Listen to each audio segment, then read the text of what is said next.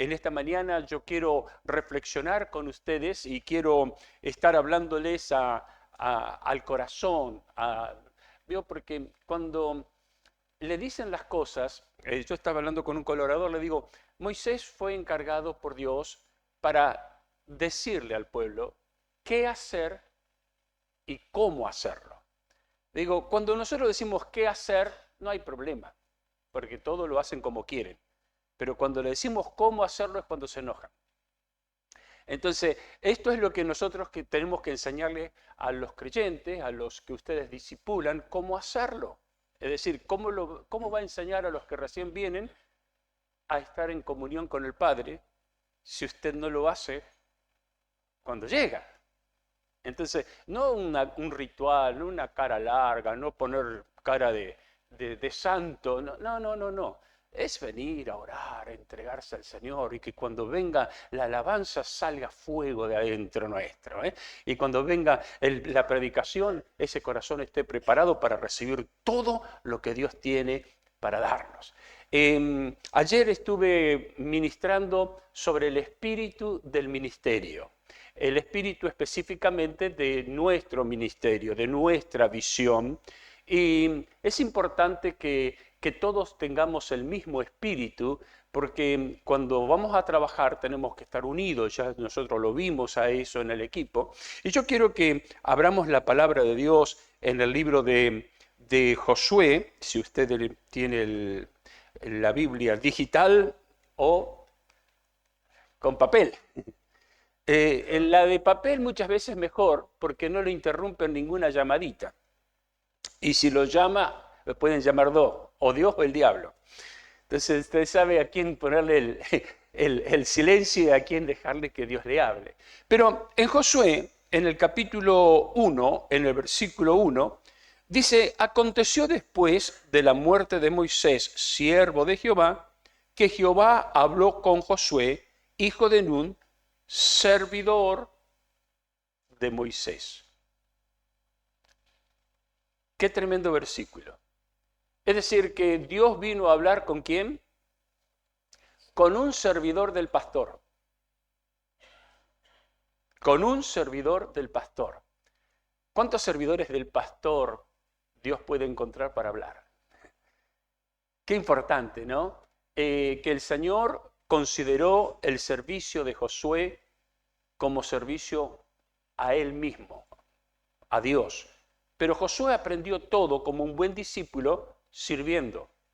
Es decir, que la mejor forma de aprender en la iglesia, ya lo sabe, es como servir y servir al lado del pastor. Porque justamente dice, yo tomaré de tu espíritu y pondré en ellos. Entonces, cuando usted aprende a tener el espíritu de Moisés como lo aprendió Josué, él supo que Dios iba a hablar con él de la forma que habló con Moisés. Conocía la voz de Dios, sabía el plan, sabía el proyecto, estaba al tanto de todo, y cuando Moisés ya no estaba, cuando el pastor ya no estuvo, no se detuvo la obra. Que es tan importante esa sucesión por servicio, no por votación, por servicio. Cuando usted sirve al pastor, va a conocer cada detalle de lo que Dios está haciendo en la obra. Entonces, todo esto es lo importante, que cuando vino a hablar con el servidor de Moisés. Algunos dicen, yo sirvo a Dios nada más. Pero si vos no podés servir al hombre, no estás sirviendo a Dios, porque el Señor vino a servirnos a nosotros. Y el que quiere ser el mayor, tiene que ser. Yo sé que ustedes no se pelean por ser el mayor. Pero esto es lo que nosotros tenemos que aprender en el ministerio. El espíritu de nuestro ministerio es servicio. Es servir a otro sin querer nosotros tomar el lugar o llevarnos la gloria o quedarnos prendidos en esto es mío y de acá no me voy. No, esto es el piso que ustedes tienen que seguir para llegar al techo. Es decir, nosotros estamos en el servicio. Y dice la palabra del Señor, mire qué importante, servidor de Moisés, diciendo, mi siervo Moisés, ha muerto. Josué, reacciona, ya no hay quien te aconseje, qué feo es eso. Ya no hay quien te indique qué hacer y cómo hacerlo, qué feo es eso. Josué, ahora soy yo y tu vida. Estás conmigo nada más. Es decir, que hay un momento de responsabilidad en la vida de cada creyente que se tiene que desprender en el momento que Dios lo diga. Un día no va a tener quien le guíe, pero si usted no fue servidor de quien le guiaba, jamás podrá ser un buen discípulo. Jamás hubiesen podido ser los apóstoles lo que fueron si no hubiesen estado al servicio de Jesús. Entonces, muy importante es aprender sirviendo. Aprender sirviendo. Porque la palabra de Dios le dijo, ahora, pues, levántate. Momento difícil para Josué, se le había ido su maestro, se le había ido aquel que él se desvelaba por Moisés. Moisés podía estar recibiendo los mandamientos en el monte, en lo alto del monte, él a la mitad nada más, porque no podía subir con Moisés, no estaba con el pueblo, estaba solitario. Cuando Moisés dejaba el tabernáculo de oración, él se quedaba orando allí. Tremendo, tremendo. Usted estudie la historia de este siervo. Qué lindo es tener estos discípulos, estos siervos. Este es el espíritu. Yo aprendí sirviendo. Por eso es que muchas de las cosas que los colaboradores que Dios me ha dado, los discípulos que Dios me ha dado, ellos saben que yo no le voy a pedir nada que yo no pueda hacer. Eso es importante. Si me dicen no se puede, yo le voy a demostrar que se puede, porque no le estoy pidiendo nada que no se pueda hacer. Pero todo esto yo lo aprendí sirviendo. Y todavía me toca aprender sirviendo. No es que ya llegamos. Y Josué tuvo que tener ese momento. Moisés murió. ¿Qué aprendiste? ¿Cómo podés seguir adelante? Si ahora ya no está Jacobo, no está Pedro, no está Pablo, ¿cómo la iglesia puede seguir adelante? Por lo que aprendió, por lo que sirvió. Y dice, levántate, levántate. No esperes tener ánimo, tenés que levantarte. No esperes querer, tenés que levantarte. Es un mal día, tenés que levantarte. Por eso Dios fue específico con Josué, dice, levántate, ¿y qué voy a hacer? Pasa el Jordán. Es decir, una difícil situación. Estaba emocionalmente herido, estaba dolido porque le faltaba el líder, pero no se podía quedar llorando. Se tenía que levantar y había una misión tremenda delante del Jordán y después los muros para seguir en la misión. Le tocaba confrontar situaciones difíciles. Cada uno de ustedes va a tener que aprender a levantarse para confrontar una situación difícil, porque dice, tú guiarás a este pueblo, le darás a este pueblo. Pasa, mire lo que dice la Biblia, dice, pasa este Jordán, tú y todo este pueblo. Señor, no puedo dejar a alguno, yo conozco lo que le hicieron a Moisés, ya lo sabía. No, todo el pueblo, aún los más débiles, aún los que no te gustan, vas a tener que liderarlos para que pasen el Jordán y no se queden en la tierra de esclavitud. Es decir, esto es lo que es el espíritu del ministerio. No es elegir los mejores y quedarme con ellos, sino todo el pueblo pasa el Jordán. Y mire lo que dice la palabra de Dios. Dice, a la tierra que yo les he dado a los hijos de Israel. Pero dice en el versículo 1, del capítulo 1, versículo 5, déjeme, nadie te podrá hacer frente.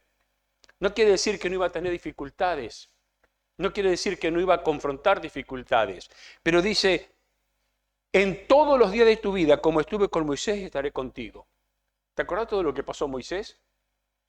¿Te acordás cómo lo saqué de Egipto, cómo lo llevé? Bueno, yo estuve con él, no te voy a dejar, pero dice, nadie te podrá hacer frente.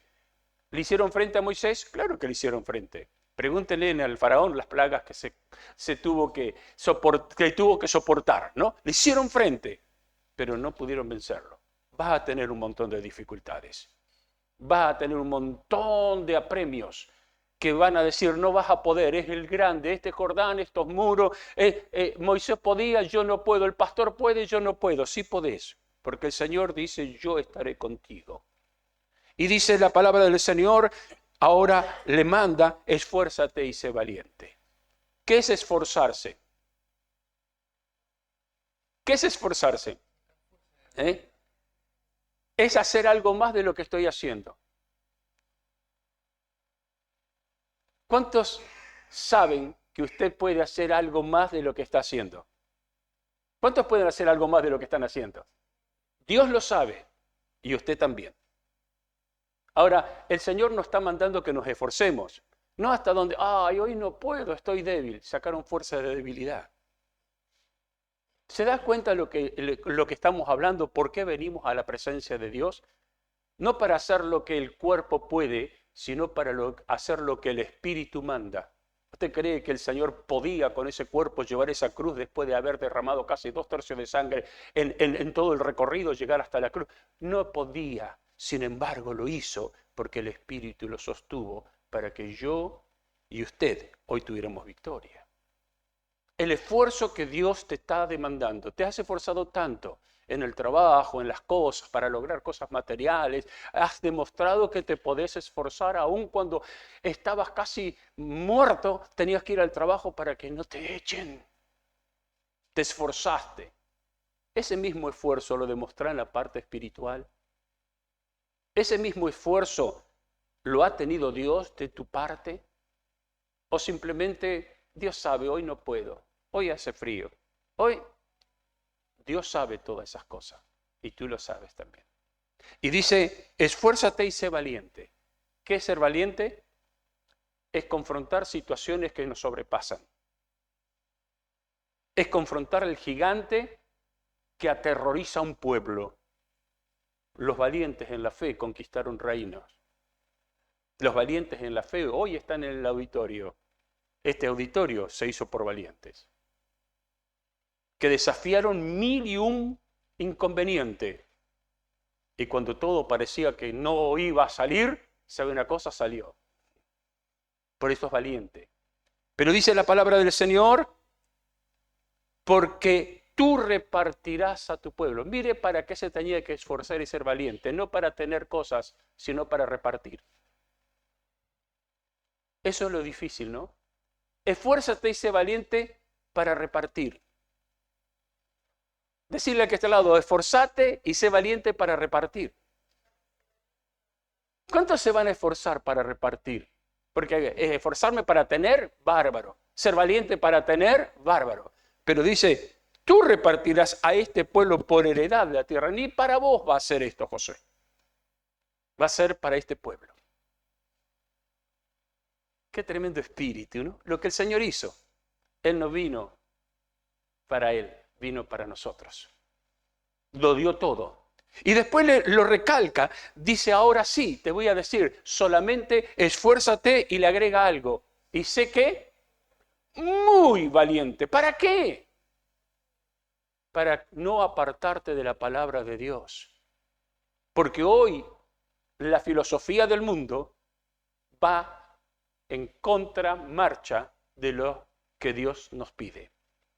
Es decir, que hoy nos vamos a tener que esforzar para decir, no, esto dice, esto te manda, no, esto es lo que Dios dice, sea todo hombre mentiroso y Dios sea veraz. Dice, ahora tenés que ser muy valiente para confrontar todo esto con tu obediencia, no con tu discusión. Somos buenos para discutir. Tenemos que ser mejor para obedecer.